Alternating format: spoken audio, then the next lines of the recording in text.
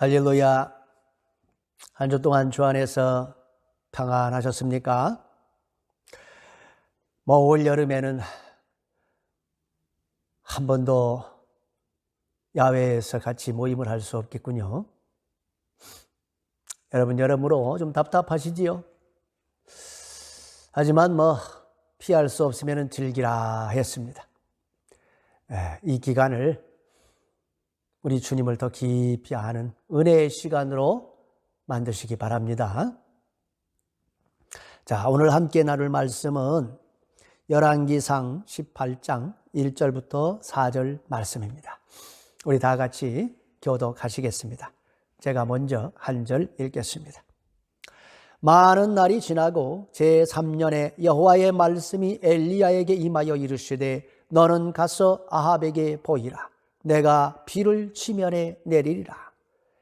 엘리야가 아합에게 보이려고 가니 그때에 사마리아의 기근이 심하였더라. 아합이 왕궁 맡은 자 오바댜를 불렀으니 이 오바댜는 여호와를 지극히 경외하는 자라. 이세벨이 여호와의 선지자들을 멸할 때에 오바댜가 선지자 100명을 가지고 50명씩 굴에 숨기고 떡과 물을 먹였더라. 아멘.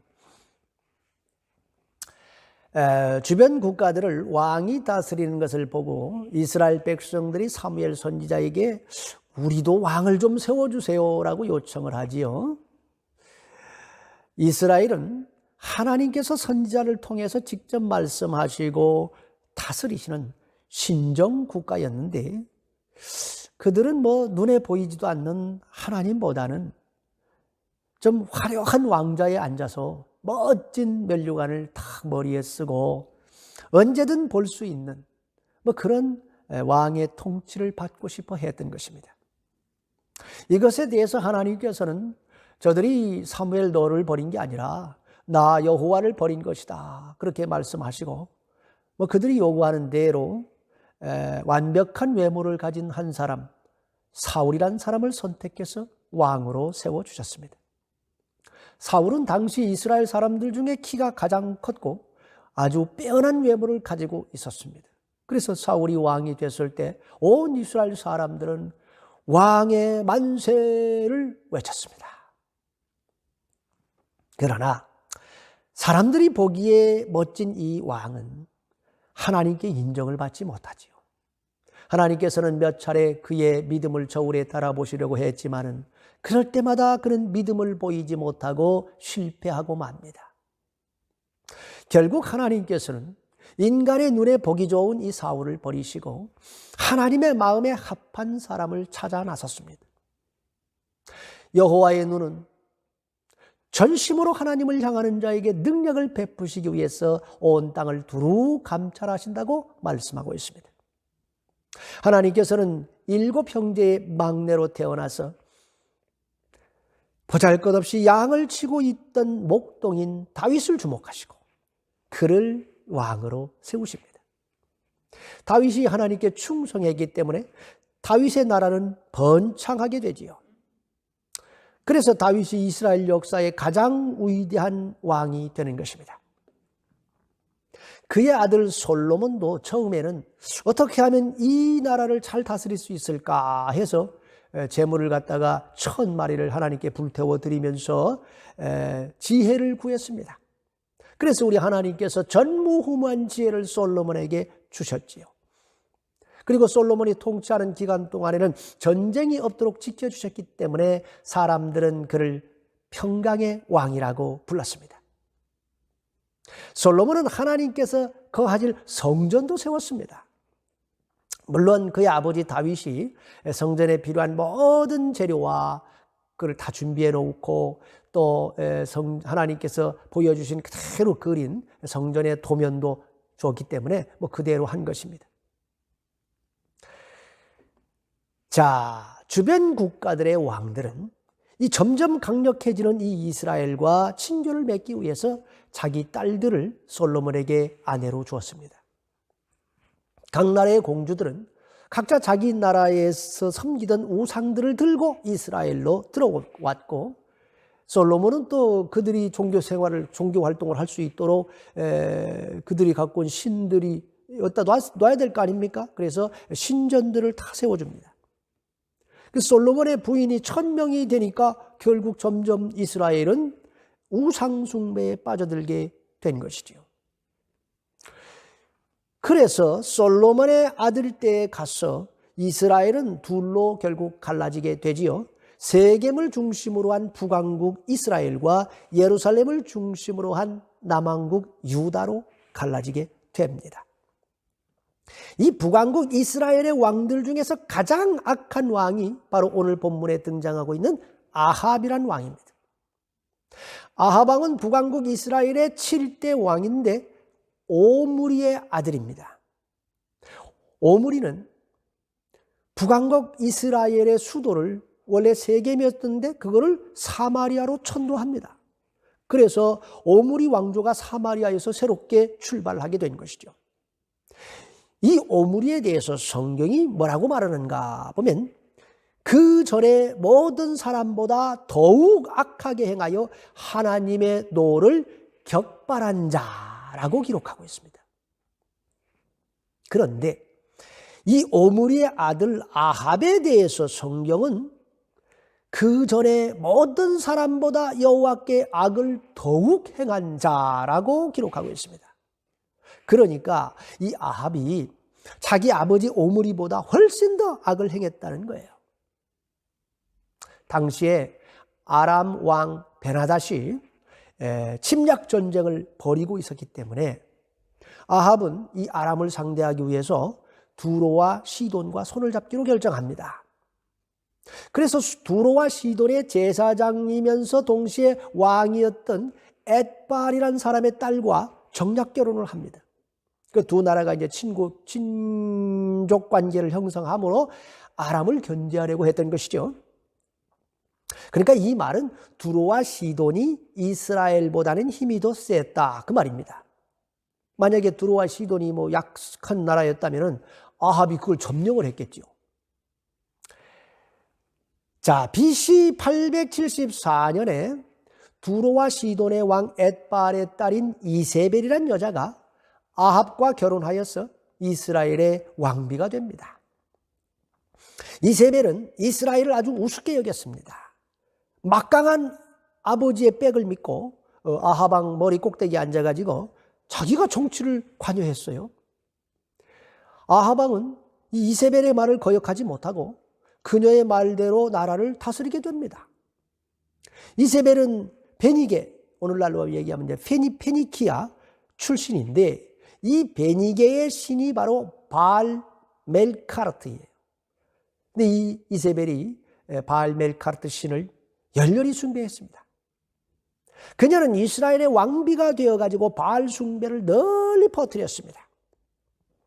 아합 왕은 수도인 사마리아에 바알 신전을 세워주고 자신이 또 직접 가서 바알을 숭배했습니다.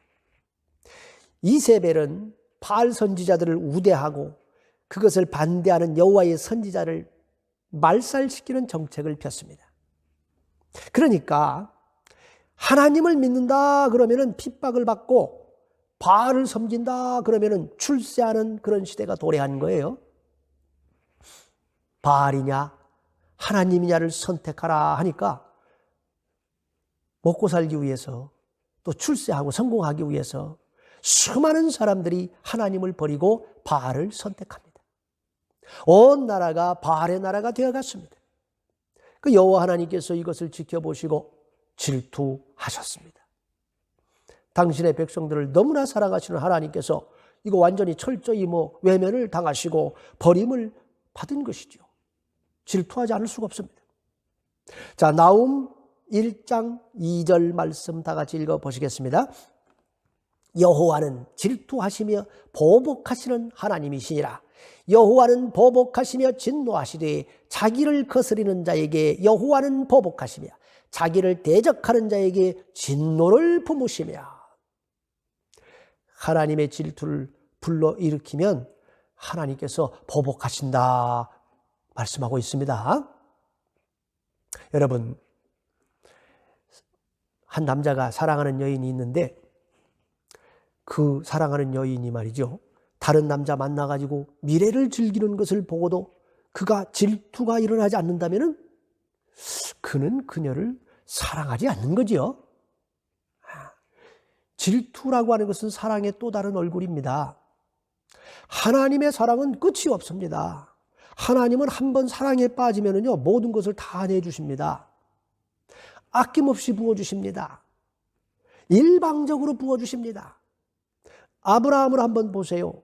응? 아브라함이 말이죠, 자기 부인을 누이라고 거짓말해가지고 다른 나라의 왕한테 이렇게 넘겨주었어도 하나님은 무조건 아브라함 편을 들지 않습니까? 아브라함이 믿음 없이 행해도 무조건 아브라함 편을 듭니다. 왜 그렇습니까?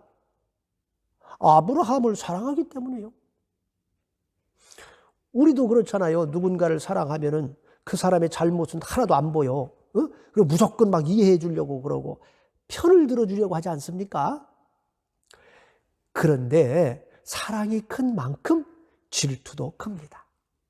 하나님의 사랑을 많이 받은 사람이 하나님의 뜻을 의도적으로 거스린다면은 하나님께서 또 그냥 놔두시질 않아요.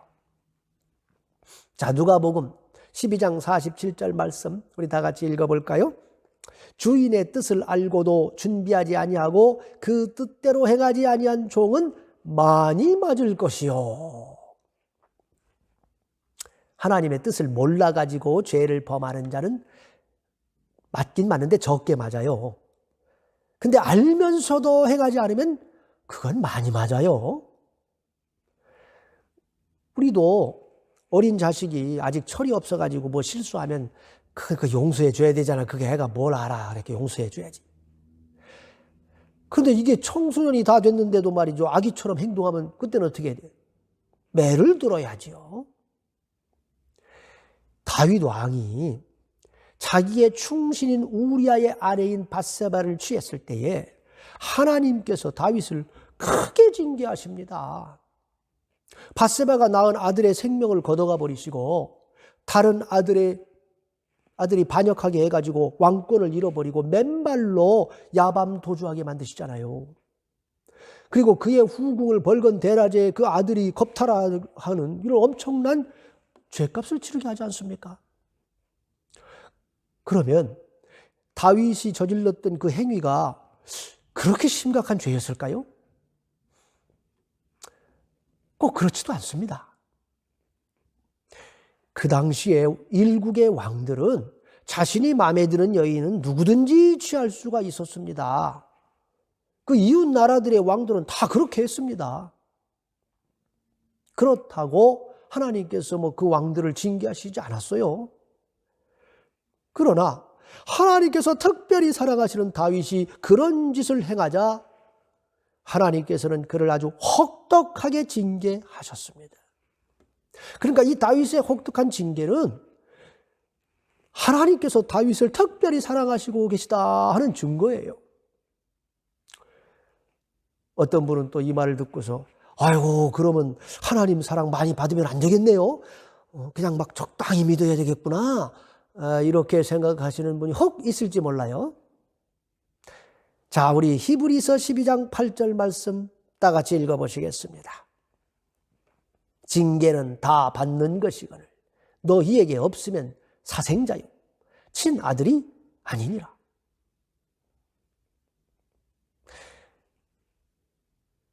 러시아 성경에는 모든 사람이 다 받는 징계를 받지 않는다면 너는 사생자다 그렇게 되어 있어요. 부모는 자기 친자식이 잘못하면 징계합니다. 그런데 남의 자식은 아무리 잘못을 해도 징계하지 않아요. 그러니까 누군가가 하나님 뜻대로 살지도 않고 심지어 막 하나님을 거역하고 대적하는데도 하나님께서 가만 놔두시고 오히려 그가 하는 일이 더 잘되게 이렇게 한다고 그거를 부러워하면 안 돼요. 그런 하나님께서 말이죠. 버린 자식 취급하고 있는 겁니다. 아주 불쌍한 사람입니다. 잠시 잠깐 이 세상에서 원하는 대로 살고 하고 싶은 거 다 하고 떵떵거리고 살겠지만은 결국 세월 앞에서 그도 시들어 버릴 것이고 영원한 지옥 불구덩이에 떨어져서 영원히 고통을 받게 될 것을 생각하셔야지요. 얼마나 불쌍한 영혼입니까?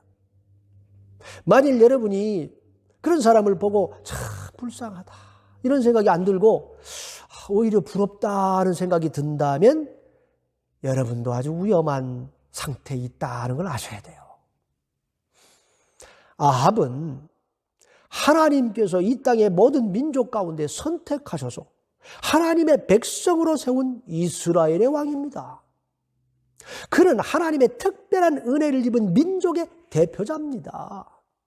애굽에 430년간의 종살이에서 구원하셔가지고 광야에서 40년간 기적 같은 방법으로 인도해 주신 그 민족의 대표자입니다. 척박한 가나안 땅을 젖과 꿀이 흐르는 생명의 땅으로 만들어주신 하나님의 놀라운 은혜를 입은 민족을 대표하는 사람이에요. 그런 그가 만군의 여호와 하나님의 능력을 믿지 못하고 눈에 보이는 주변 국가들이 두렵다고 우상 숭배자들과 손을 맞잡고 하나님의 사랑을 집어던진 겁니다. 하나님의 백성에 대한 통치권을 이세벨에게 내주고 그녀가 온 나라를 마음대로 주무르도록 허락했어요. 북이스라엘 왕국의 심장에 바알 신전을 세우고 자신이 직접 나서가지고 바알을 섬겼습니다. 왕이 바알 앞에 절을 하는데 그 다른 신하들이 어떻게 이래 다 따라가야지. 이세벨이 여호와의 선지자들을 멸절시키려 할 때도 그는 아무 말을 하지 않고 오히려 그 정책을 승인해 주었습니다. 이 어찌 하나님의 질투를 부르지 않을 수 있겠습니까? 그동안 그가 받아 누린 하나님의 은혜와 사랑을 저버리는 이 배륜적 행위를 우리 하나님께서 더 이상 참으실 수가 없어가지고 엘리야 선지자를 아합에게 보내가지고 앞으로 3년 6개월 동안 내가 하늘문을 닫아버리시겠다고 선포하신 거죠. 그들이 생수의 근원 되시는 여호와 하나님을 버렸기 때문입니다. 그러니까 하나님께서 진노의 잔을 아합의 나라에 부어버린 거예요. 3년 6개월 동안 이슬 한 방울도 내리지 않으니까 이스라엘의 모든 시내가 다 말라비틀어져 갑니다. 식량 부족으로 사람들이 엄청나게 고통을 받습니다. 여러분, 한 나라의 왕이 잘못 서면은요, 힘없고 선량한 백성들이 고통을 받습니다. 공산주의 국가나 자본주의 국가나 상관없어요. 그 나라의 지도자 한번 잘못 서면은 일반 백성들만 고통을 받습니다. 권력을 가진 자들은 늘 배가 불러요. 위정자들이 백성을 위하지 않고 자기 권력 유지에만 관심을 갖는다면 그것이야말로 정말 큰 문제입니다. 3년 6개월 동안 하나님의 징계로 인해서 온 땅의 물이 다 말라가고 있습니다. 그로 인해서 백성들이 큰 고통을 받고 있습니다. 그런데 아합은 그 어디에서도 이 고통받는 백성들을 염려했다거나 안타깝게 여겼다는 그런 마음을 전혀 찾아볼 수가 없어요. 그의 관심은 도대체 무엇이었을까요? 다 같이 우리 5절 말씀 한번 읽어보겠습니다. 아합이 오바댜에게 이르되 이 땅의 모든 물 근원과 모든 내로 가자. 혹시 꼴을 얻으리라. 그리하면 말과 노새를 살리리니 짐승을 다 잃지 않게 되리라 하고 아합 왕은 고통받는 백성들은 안중에도 없습니다. 오직 자신의 권력을 유지시키기 위해서 필요한 군사력 증강에만 관심이 있어요. 전쟁 물자를 운송할 나귀와 말을 살리는 데만 관심이 있습니다. 백성들이 굶어 죽든 말든 자신의 부를 쌓고 자신의 권력만 어떻게 하면 유지할 수 있는가, 그것에만 관심이 있는 이런 통치자를 만난 백성은 고통을 받게 되어 있습니다. 또 이런 사람들은 문제의 원인이 자신에게 있다고 절대 생각을 또 안 해. 항상 남 탓을 해요. 아합이 엘리야 선지자를 만났을 때 그가 한 첫 번째 말이 뭐예요? 이스라엘을 괴롭게 하는 자가 너냐? 이렇게 말하잖아요. 아합은 이스라엘이 지금 이런 고통 가운데 빠진 것이 하나님의 사람 엘리야 탓이라고 주장을 하고 있습니다. 잘하는 것은 다 자기 덕이라고 얘기하고 안 좋은 일은 다 남 탓, 이전 정부 탓으로 돌리는 그런 통치자를 만난 백성은 고통을 받게 돼 있어요. 아합과 이세벨의 조합은 참 최악의 조합입니다. 그죠? 하나님의 진노를 격발시키는 아합하고 이스라엘 백성들을 우상숭배로 타락시키는 이 이세벨의 만남은 정말 최악입니다. 여호와 하나님께서는 과연 이런 나라도 사랑하실까요? 하나님께서는 이런 어둠 속에서도 과연 역사하실 수 있을까요? 그러나 하나님께서는 당신의 자녀들을 버리시지 않습니다. 악한 세상 속에 살고 있는 당신의 백성들에게 은혜를 베풀어 주십니다. 하나님의 자녀들의 고통을 다 지켜보고 구원의 손길을 펴주시는 줄 믿으시기 바랍니다. 우리 다 같이 1절 말씀 한번 읽어보시겠습니다. 많은 날이 지나고 제3년에 여호와의 말씀이 엘리야에게 임하여 이르시되 너는 갓소 아합에게 보이라. 내가 비를 지면에 내리리라. 하나님께서는 3년 동안 침묵하셨습니다. 3년 동안 혹독한 가뭄으로 이스라엘을 치시면서 그들이 회개하고 돌이키기를 기다리셨습니다. 돌아올 자들은 돌아오고 악을 행하는 자는 여전히 악을 행했습니다. 온 나라가 바알 숭배로 다 오염이 됐지만 바알 앞에 무릎을 꿇지 않고 끝까지 여호와 하나님에 대한 신앙을 버리지 않은 사람들이 엘리야 외에도 7,000명이나 더 남아 있었습니다. 참 신앙은 항상 이렇게 연단을 통해서 드러나게 돼 있어요. 그 7,000명이 있었기 때문에 하나님께서는 이스라엘을 포기하실 수가 없었습니다. 그 7,000명을 구원하시기 위해 여호와께서 엘리야 선지자에게 내가 비를 지면에 내리리라 말씀하신 겁니다. 하나님의 구원의 손길을 펼치시겠다는 겁니다. 참으로 복된 소식이지요. 그러나 하나님께서는 비를 내려주심으로 땅을 회복시키시는 것보다 먼저 이스라엘의 회개를 원하셨습니다. 그래서 갈멜산에서 아합의 선지자 850명과 엘리야 한 사람이 대결을 벌이게 하시지요. 바알과 하나님 중에 하늘에서 불을 내리는 자가 참 신이다. 누가 참 신인지 보라 하시고 이스라엘 백성들이 하나님을 선택할 기회를 주시려고 했던 것입니다. 자, 그런데 아합과 이세벨의 이 통치 하에서 유독 빛나는 한 인물이 있습니다. 그는 누구일까요? 다 같이 3절 말씀 읽어 보시겠습니다. 아합이 왕궁 맡은 자 오바댜를 불렀으니 이 오바댜는 여호와를 지극히 경외하는 자라. 할렐루야. 참으로 놀라운 인물이 하나 등장하고 있습니다. 여호와의 노를 격발시킨 아합 왕과 가장 악한 이세벨이란 왕비가 다스리는 나라의 그 왕궁 안에 보석같이 빛나는 한 사람이 있었던 겁니다. 칠흑 같은 어둠 속에서 찬란하게 빛을 발하는 한 사람이 있었던 것입니다.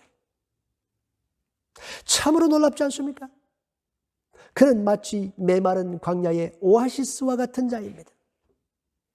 불의가 판을 치고 있는 이 세상의 중심에서 다이아몬드처럼 밝게 빛나는 한 사람입니다. 여호와 하나님을 대적하는 세상의 중심에서 여호와를 지극히 경외하는 유일한 한 사람입니다. 우리는 오바댜를 통해서 많은 것을 생각하게 됩니다.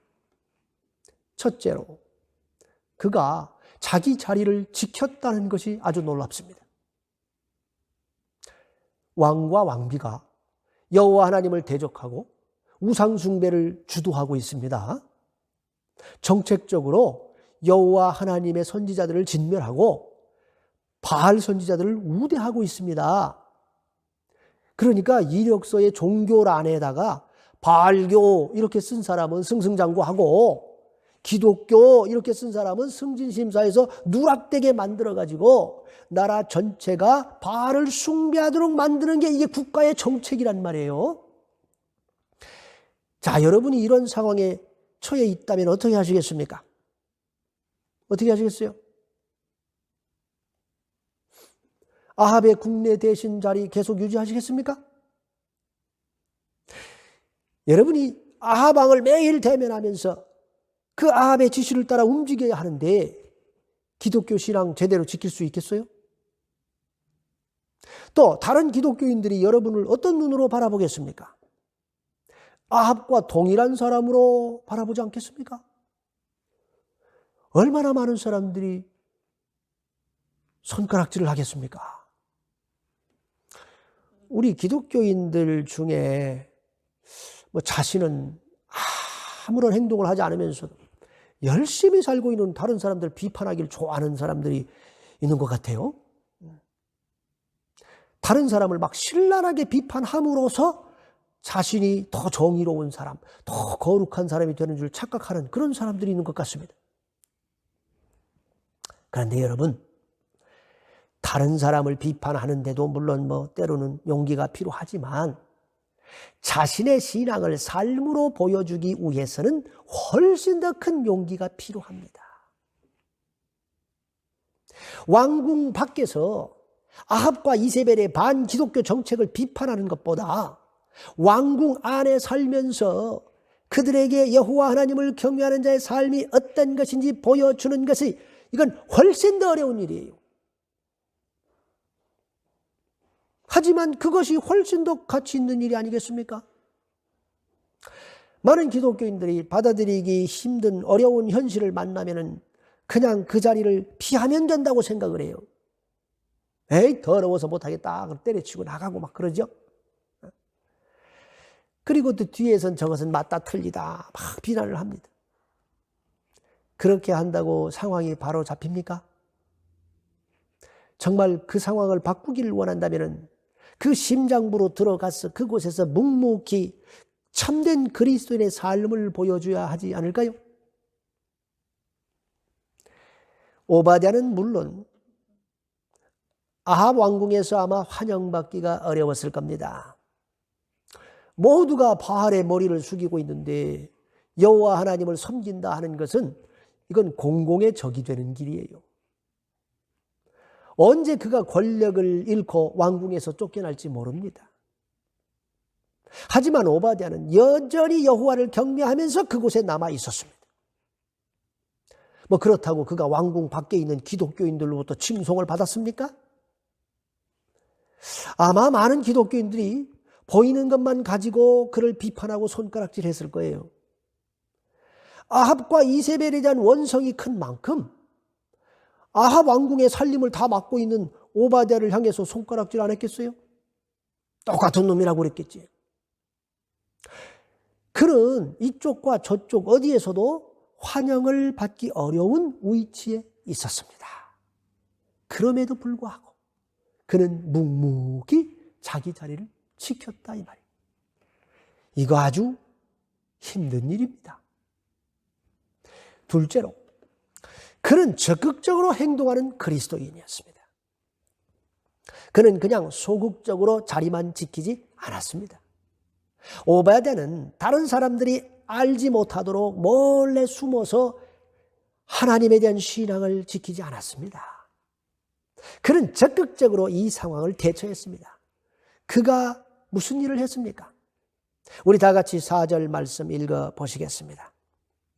이세벨이 여호와의 선지자들을 멸할 때에 오바댜가 선지자 100명을 가지고 50명씩 굴에 숨기고 떡과 물을 먹였더라. 오바댜는 이세벨이 여호와의 선지자들을 멸하려 할 때 가만히 있지 않았습니다. 자신이 가진 권력의 힘을 여호와 하나님을 위해서 사용했습니다. 자신의 권력으로 2개의 비밀 굴을 찾아가지고 그곳에 여호와의 선지자를 50명씩 숨겨두고 그들이 먹을 떡과 물을 공급해 주었습니다. 지금 이스라엘 전역이 가뭄으로 인해서 떡이 부족하고 물이 없어가 구할 수가 없습니다. 가난한 백성들이 굶어 죽어가고 있으니까 그들이 뭐 여호와 선지자들의 필요를 채워줄 능력이 있겠어요? 없습니다. 자기 살기도 바쁜데 무슨. 오바댜는 자신이 왕궁에 남아 있어야 할 이유를 분명히 알았던 거예요. 그는 앞으로 이 이스라엘을 영적으로 다시 회복시키기 위해서는 여호와의 선지자들을 반드시 살려야 한다고 생각했던 것입니다. 자신이 사명이 바로 그것이라고 생각을 했던 것이죠. 언제 발각돼 가지고 자신이 이 왕국에서 쫓겨날지 모르지만은 그때까지는 자신이 해야 할 일이 여호와의 선지자들을 살리는 것이라고 확신했던 것입니다. 그래서 하나님께서는 이 오바댜의 중심을 보시고 그를 지켜주셔 가지고 오히려 아합의 절대적인 신임을 받게 해주신 것이죠. 하나님의 말씀을 받은 엘리야 선지자도 아합 왕을 만나기 전에 먼저 이 오바댜를 만나지 않습니까? 여러분, 엘리야와 오바댜 중에 누구의 영성이 더 좋을까요? 물론 오바댜는 엘리야 선지자처럼 하나님의 음성을 직접 듣는 것도 아니고 하늘에서 막 불을 내릴 수 있는 그런 능력을 가진 것도 아니지 않습니까? 그는 그냥 평범한 성도였습니다. 평신도였어요. 하지만 그는 사방이 악으로 둘러싸인 곳에서 신앙을 지켜냈습니다. 사방이 타락한 곳에서 거룩을 실천했습니다. 우상숭배의 중심지에서 여호와 하나님을 섬겼습니다. 누구에게 더 큰 영성이 필요했을까요?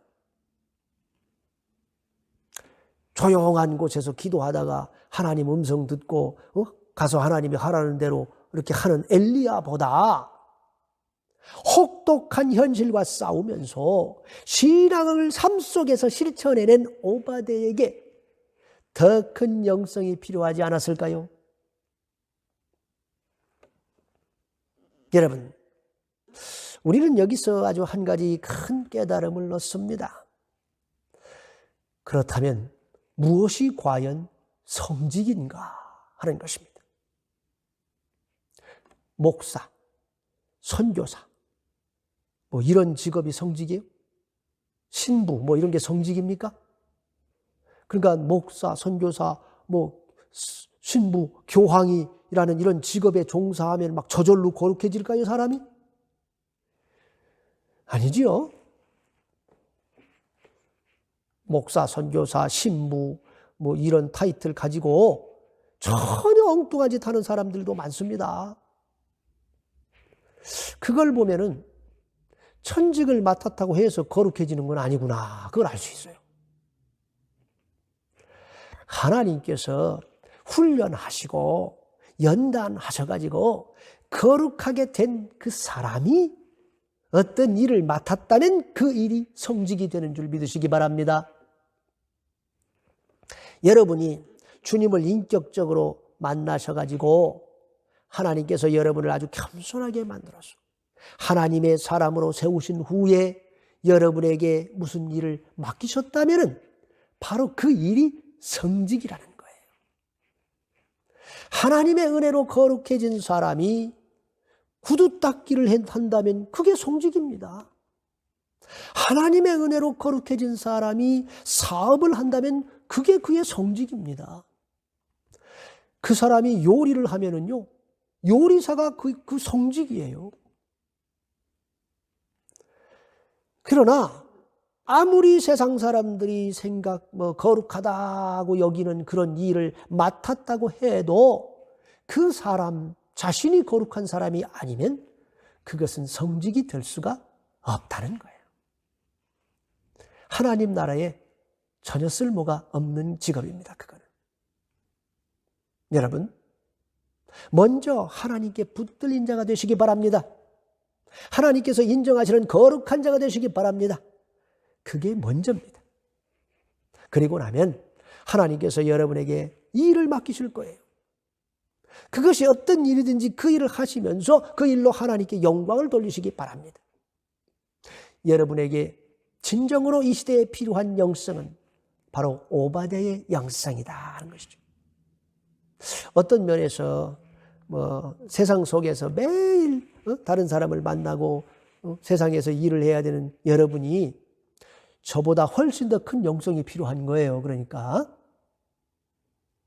여러분 모두 각자의 삶의 현장에서 이 오바댜와 같이 하나님 아버지를 위해서 달려가시기를 주님의 이름으로 축원합니다. 다 같이 기도하시겠습니다. 하나님 아버지, 우리를 세상에서 구별하여 자녀 삼아 주셔서 감사합니다. 세상이 점점 악해져 가므로 신앙을 지키기가 점점 더 어려워지고 있습니다. 때가 갈수록 우리가 더 깨어있도록 붙들어 주시옵소서. 우리가 처한 삶의 현장에서 아버지 하나님을 위해서 무엇을 할 수 있는지 늘 기도하면서 달려갈 수 있도록 주장하여 주시옵소서.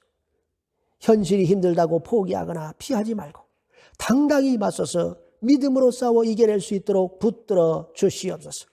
눈앞에 현실이 어렵지만 믿음의 눈으로 미래를 바라보고 하나님 편에 섰던 오바댜와 같이 우리와 우리 자녀들에게도 장래의 희망과 비전을 주시옵소서. 이제 곧 어두운 날이 지나고 밝은 날이 도래할 줄 믿습니다. 우리 모두 희망을 가지고 믿음으로 일어설 수 있도록 붙들어 주시옵소서. 우리 주 예수 그리스도의 이름으로 기도합니다. 아멘.